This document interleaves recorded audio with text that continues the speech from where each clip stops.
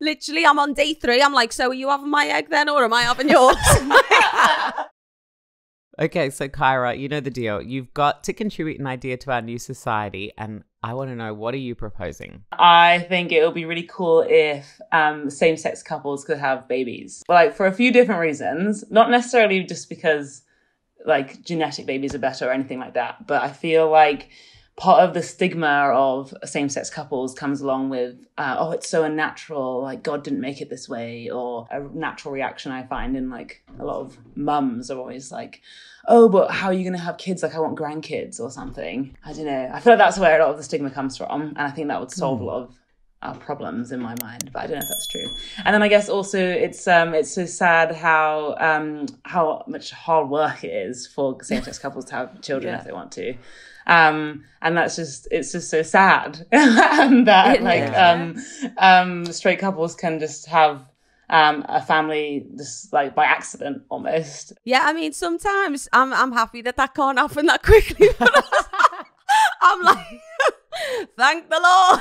Literally, when the doctor asked me, is there any chance of me being pregnant? I'm just like, absolutely not, thank you. One specific relationship I had, she was like, oh my God, this is like such a lifestyle switch. It wasn't the fact that like she was in love with me or we was madly in love, and it was this whole, it was more like she was thinking logical, like this is such like a huge switch in my life. Like I've got to have children differently. Like, and that was a main thing. And that's the first time I was like, wow, yeah, I guess it's a big thing. Yeah, you can't just have a kid, you know? It's kind of like buying a house almost. Yeah, it's so fascinating. I don't have any maternal or paternal instincts. I used to think like maybe one day I would want to have children, and the older I get, I'm like, oh, no. But I totally understand. And it's so interesting, Kyra, hearing you talk about it and it's just a part of the expectation of life for so many straight people. Like they don't even have to think about it. I'm friends with Dustin Lance Black and Tom Daly, and I know that they have gone through like a whole process to have children, like getting a surrogate, and then like finding countries that have laws where that child can legally be yours. And there's like so many loopholes that queer people have to go through just to give birth, just to have a child and to start a family. And so I think it would be a wonderful world where that was just, a more natural process without so much paperwork. Paperwork for babies. That's not what having babies is about. Literally, I'm on day 3. I'm like, so are you having my egg then, or am I having yours? But, you know, the way it is even now, you know, at least it's got to this point where at least gay couples can have children and, you know. It's that thing, isn't it? It was even like with marriage equality, right? I remember beforehand, I was like, oh yeah, I don't want to get married, but obviously I support people's right to get married.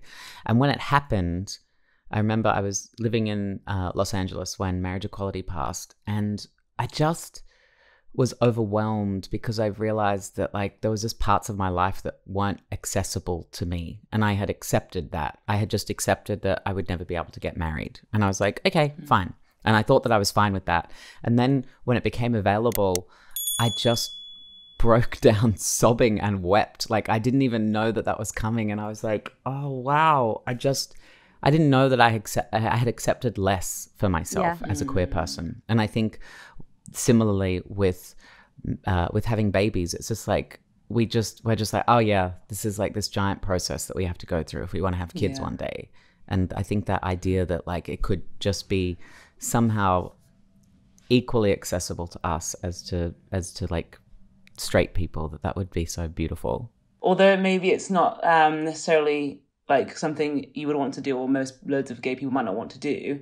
It's this idea that the whole who's the real mum thing goes away, and it kind of just justifies the gay lifestyle so much more, or validates it so much more, if there wasn't this whole question of like, well, that's not real. That's like before you could get married, it's like, oh, you're not really together, or in some people's eyes, you know? It's kind of like it just makes everything more real in straight people's worlds, I guess. I don't know. BBC Sounds. Music, radio, podcasts.